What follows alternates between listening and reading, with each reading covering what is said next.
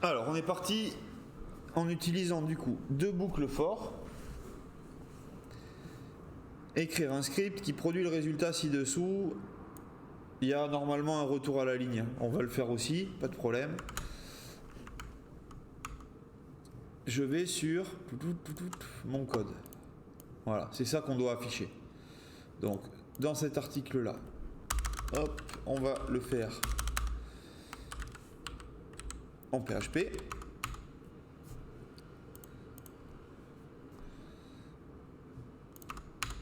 Déjà, on va faire simple, une boucle for qui affiche 1, 2, 3, 4, 5. Donc, la boucle for, rappel, j'ai les conditions de la boucle là-dedans, dans les parenthèses, et j'ai ce que va afficher la boucle.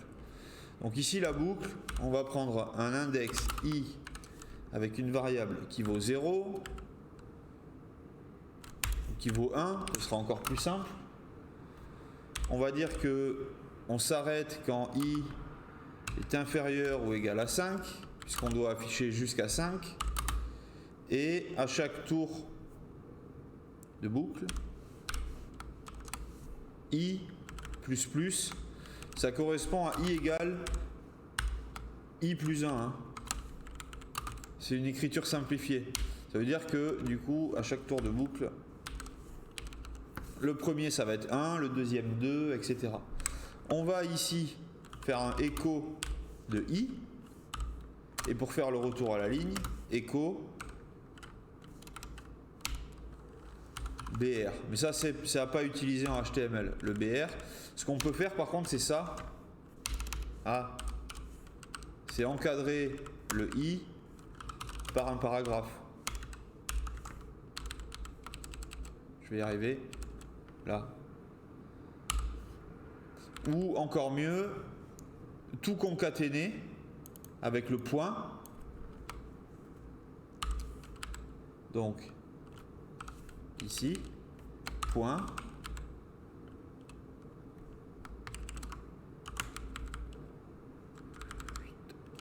Là, là.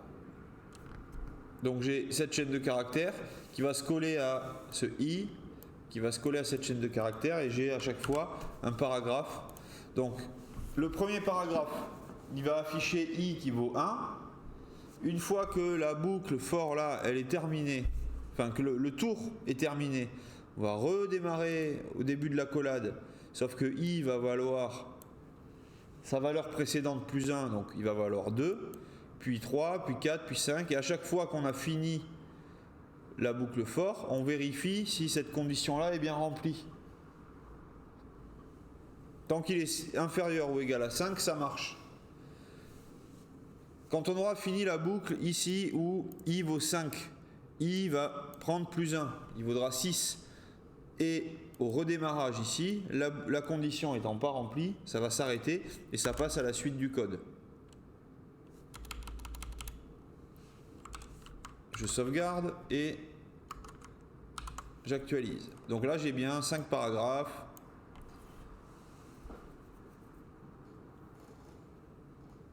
Qui s'affichent.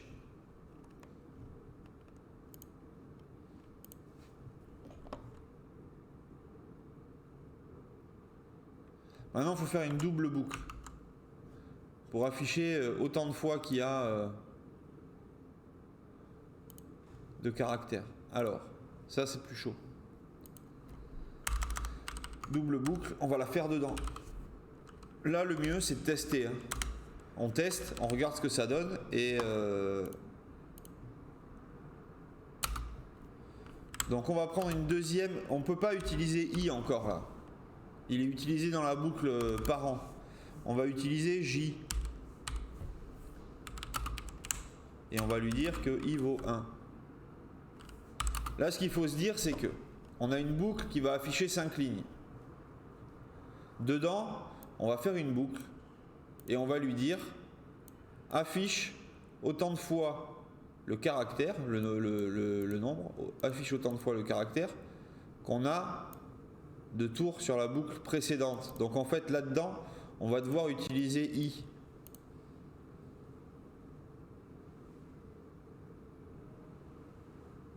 compliqué à raisonner sans exemple.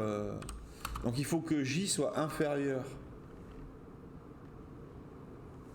ou égal à I. Et toujours pareil, J plus plus. Ça change pas.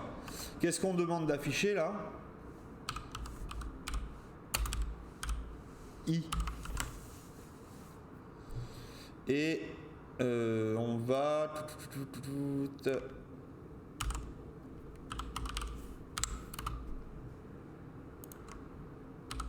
afficher ça comme ça. Donc je vais avoir 5 paragraphes, j'ai 5 tours de boucle ici.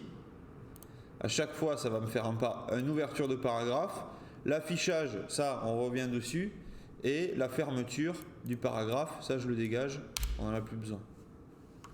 Ok, donc là, je suis toujours dans la... Là et là, je suis toujours dans le même truc où j'affiche 5 paragraphes. Puisque dans les conditions de la boucle, c'est de 1 à 5. Maintenant, dans ce paragraphe, qu'est-ce que j'affiche? Sur le premier paragraphe, I vaut 1. Donc je vais afficher 1 une fois, puisque cette boucle, elle va faire 1.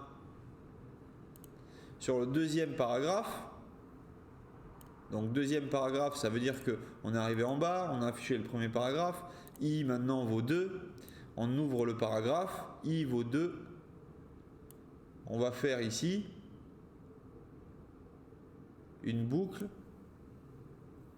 pour que on va afficher I une fois, J vaut 1, donc on affiche I une fois, puis J va valoir 2, on affiche I une deuxième fois, et vu que ici on a la comparaison 2 inférieur ou égal à 2, on aura affiché 2 et 2 caractères 2. On teste et ça marche. Ça, c'est plus compliqué, il faut s'en dépatouiller en faisant des essais et en testant plein de trucs là-dedans jusqu'à ce que ça marche. Et après, vous décortiquez de voir comment vous l'avez fait. Mais il y a certains algos comme ça qui paraissent simples, qui en fait sont compliqués à mettre en place, et puis en fait quand on le regarde, il n'est pas si compliqué que ça.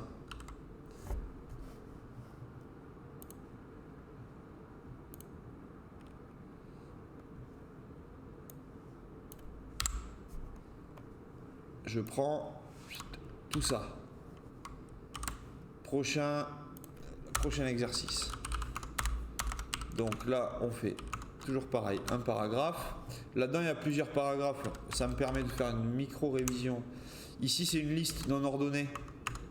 Donc ça, la liste non ordonnée, on va la mettre en UL. Un ordered list. On a des éléments de liste dedans, LI.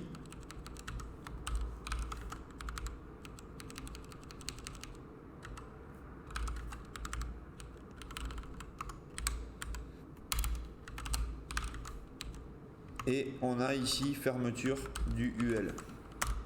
En dessous, ça c'est un paragraphe. Si la valeur blablabla, ok. Je refais l'indentation correcte. Et c'est là-dedans, là, qu'on fait notre PHP. Donc, déclarez une variable avec le nom de votre choix et avec la valeur de 0. Tant que cette variable n'atteint pas 20, il faut l'afficher, incrémenter sa valeur de 2. Si la valeur de la variable est égale à 10, la mettre en valeur, la mettre en forme avec la balise HTML appropriée. Alors, si la valeur, condition. Donc déjà, on va déclarer une variable avec le nom de notre choix. Variable de mon choix. Pas très lisible. Variable de mon choix. Je fais ce que je veux. On m'a demandé de faire ce que je voulais.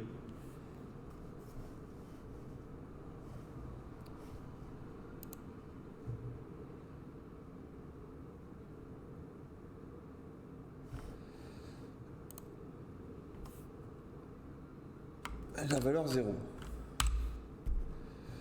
Tant que cette variable n'atteint pas 20, il faut l'afficher, incrémenter sa valeur de 2. Donc ça, c'est une boucle. On va faire une boucle for. $i est égal à 0. $i inférieur, strictement inférieur à 20.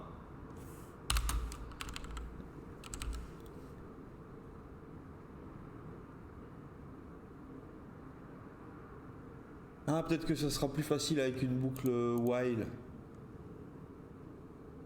Ouais. On va faire là du coup une boucle while. While, ça veut dire pendant que. Traduction facile. Donc pendant que variable de mon choix est inférieure, strictement inférieure à 20. Tant que cette condition-là, elle est remplie, on va afficher la variable. Echo variable de mon choix. Et aussi, on va dire que variable de mon choix, une fois qu'on l'a affichée, elle s'incrémente de 2, donc elle est égale à la valeur précédente plus 2. Ça, c'est la première partie. L'afficher, incrémenter sa valeur de 2 tant qu'elle n'atteint pas 20. Je regarde sur ma page, elle est là. 0, 2, 4, 6, 8, 10, machin, c'est pas très propre, mais avec un paragraphe,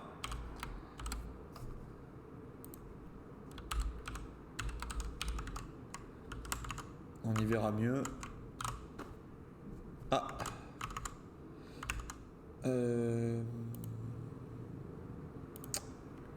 là, pardon. Ouais, là j'ai oublié la fermeture de la chaîne de caractères, du coup il comprend plus pourquoi après il y a une variable et tout est passé en mode chaîne de caractères hein, après. Tout a cette couleur qui n'augure rien de bon. Je sauvegarde avec la fermeture de la chaîne de caractères et ça marche mieux. Donc j'ai bien 0, 2, 4, 6, 8, 10, 12, 14, 16, 18. Ça s'arrête à 18 puisque j'ai mis un strictement inférieur.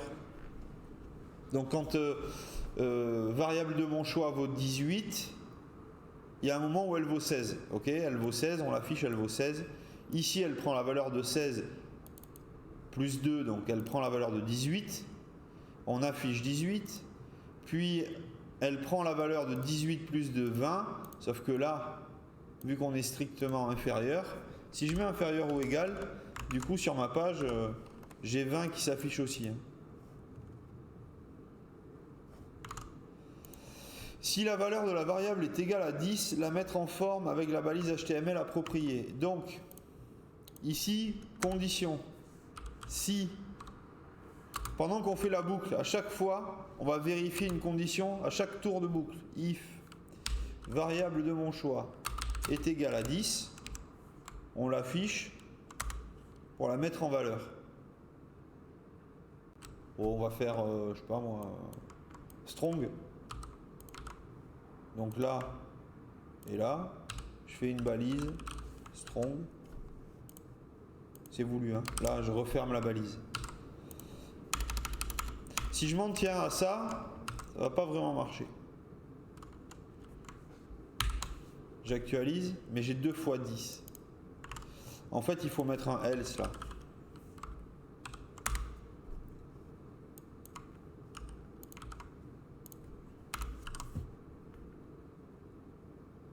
Donc qu'est-ce qui se passe? J'ai ma boucle while pendant que variable est inférieure ou égale à 20.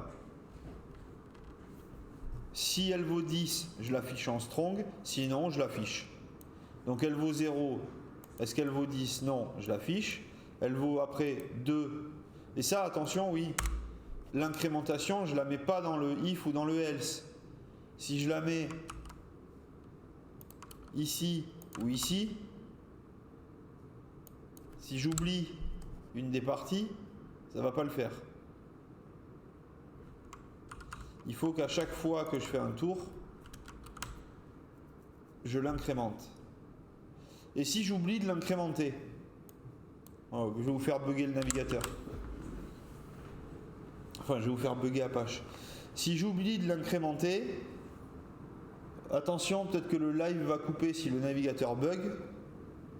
Je sauvegarde. Là, qu'est-ce qui se passe? Pendant que variable de mon choix est inférieure à 20, je l'affiche. Comme ça si elle vaut 10. Et je l'affiche comme ça si elle vaut une autre valeur que 10. Donc elle vaut 0. Elle est inférieure à 20. Elle vaut pas 10. Je l'affiche. Et puis, fin de la boucle. On revient au début. Elle vaut toujours 0. Je l'affiche. Fin de la boucle. On revient au début. Elle vaut toujours 0. Je l'affiche. Ainsi de suite. Et donc, normalement, on arrive à générer une page HTML sans fin. Attention, je vais faire F5. Si le live bug, c'est normal. J'actualise. Normalement, j'ai une page infinie là, en HTML, avec marqué 0, 0, 0, 0, 0, 0. Et c'est le gros risque de cette boucle while, c'est qu'en fait, vous mettez pas une condition, vous mettez une condition d'arrêt, mais l'incrémentation, elle n'est pas comme dans le for, où là, tout est OK. Le seul problème avec le for, c'est, ce serait de dire... ce serait de dire que là elle vaut 1, elle va... Je vous montrerai après avec une boucle for. On le fera en JS, c'est plus pratique, ça fait juste bugger le navigateur. Là, d'ailleurs on va pas le faire bugger là, on va continuer de corriger. Mais si j'oublie cette ligne, tout bug. On le fera jeudi quand vous serez ici. Ça sera moins embêtant avec la visio. Voilà, je renettoie mon code. Maintenant quand j'actualise, j'ai bien 10 qui est en gras, il ne s'est pas répété, puisque quand on est arrivé à 10, on est passé là-dedans, mais on n'a pas fait le echo. On n'a pas fait le else, pardon. Ça, c'était les boucles. Je l'ai marqué les boucles là? Ouais, les boucles.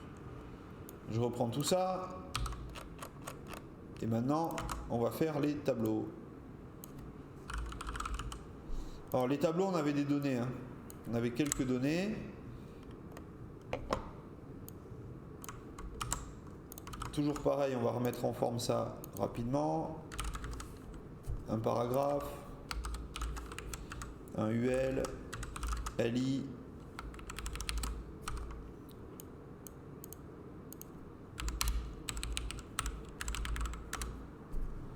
ici LI, ici LI, là fermeture des éléments de liste et juste après fermeture du UL. Je vais y arriver, voilà.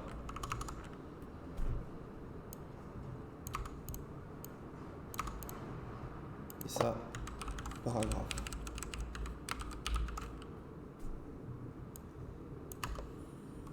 Ok.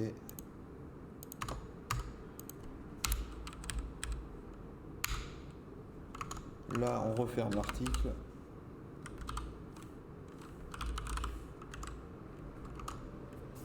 Et on fera le PHP ici.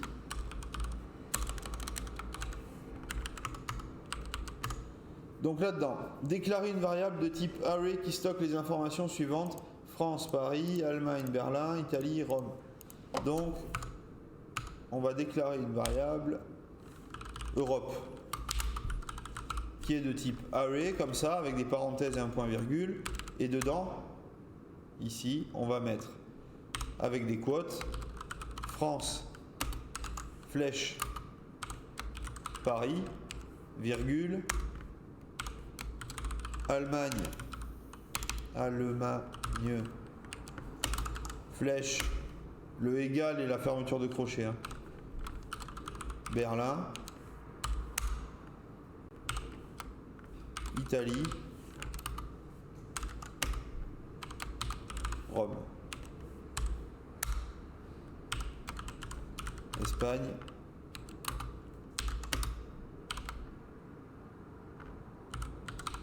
Barcelone. Scandale sur Internet. Madrid.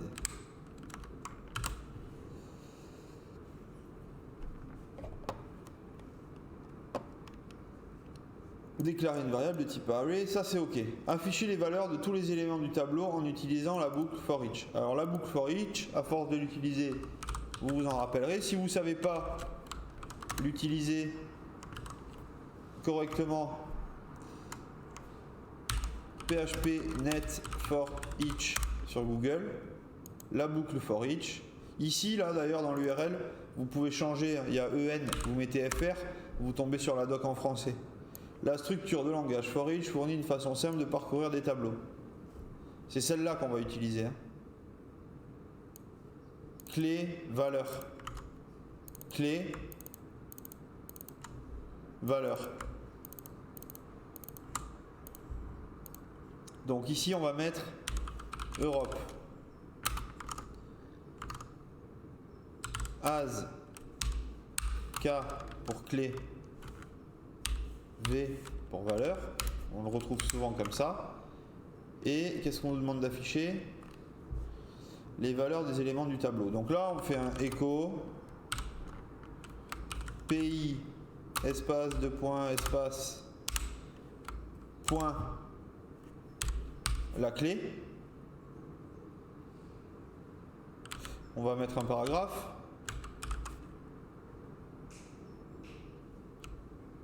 Ici, on va mettre un point. On remet une chaîne de caractères, une virgule espace, capital, espace de point espace, point, dollar, V, point. Ici, il faut que j'aille refermer mon paragraphe.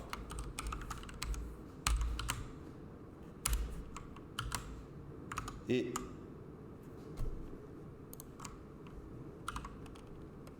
il fait sa boucle tout seul. Sur les 4 pays, il m'a mis des paragraphes. On peut aller inspecter le code. Il m'a bien mis un paragraphe avec pays, espace de point espace, le $K, virgule espace capital espace de point espace, le $V et fermeture du paragraphe. Vu que c'est envoyé depuis le serveur, du coup, le P, la balise P, elle est prise en compte en HTML. Le reste, c'est du texte. Le navigateur, lui, il y voit que du HTML. Hein. C'est le serveur qui le génère, tout ça.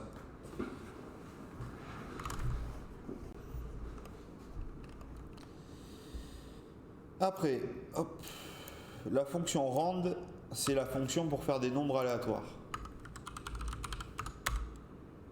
Donc, petit paragraphe de l'énoncé. En utilisant la fonction rand, remplir un tableau avec 10 nombres aléatoires. Puis, tester si le chiffre 42 est dans le tableau et afficher un message en conséquence. Enfin, afficher le contenu de votre tableau avec vardump. Ok, donc, ici, PHP.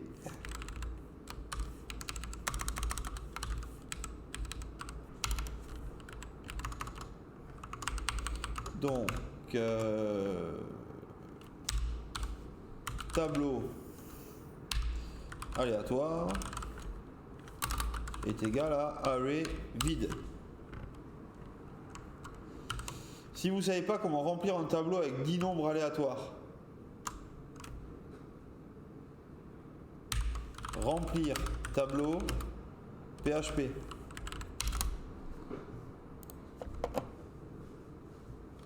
Alors,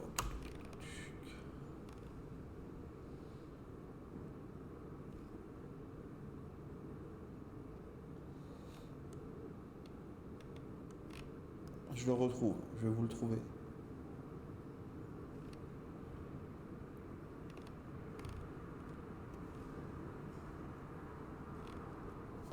Ça, c'est les affichages.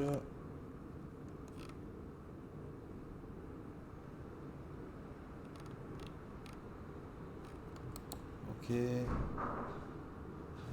J'arrive.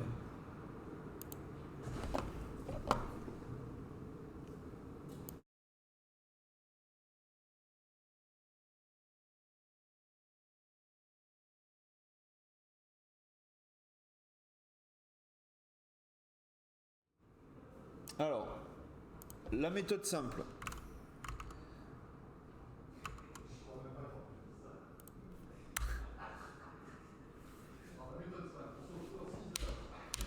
La méthode simple, c'est on pourrait faire la fonction rand, la fonction rand, la fonction rand 10 fois. Après, on va pas tester. Pour l'instant, on va faire un var dump de tableau aléatoire. Ça me permet de voir ce qui ressort. Là, je l'ai fait 3 fois. Ok, j'ai 3 nombres aléatoires. Je vais ici sur mon exemple, j'actualise et ça a marché. Ok, j'ai à l'index 0 un nombre ici entier. Sur l'index 1, j'ai ce nombre. Sur l'index 3, j'ai ce nombre. Enfin, sur l'index 2, pardon, qui est le 3e nombre. Donc ça peut marcher. Il suffit que je le fasse 1, 2, 3. Je nettoie après les espaces qui sont pas bons et tout ça, hein, mais voilà. Là c'est bon. J'actualise. J'ai bien, ça s'arrête à 9. Array 10, j'ai bien 10 nombres. Mais on peut mieux faire. On pourrait faire une boucle for i égale 0. $i inférieur à 10. i plus plus. Ça c'est la méthode simple. Tableau aléatoire simple. On va créer tableau aléatoire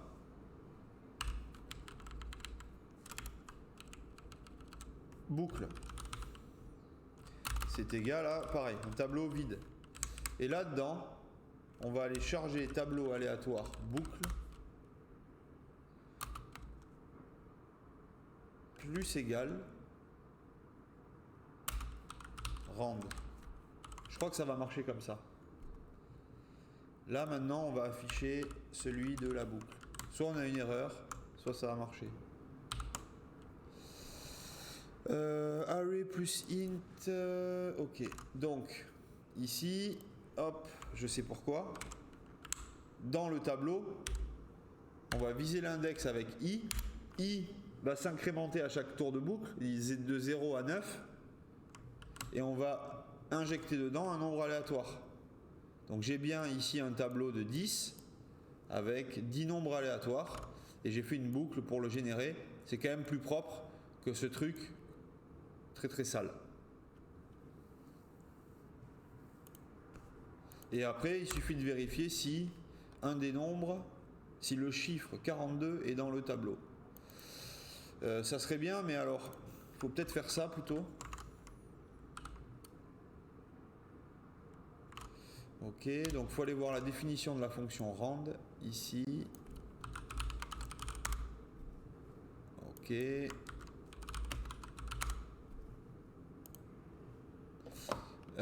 Génère un nombre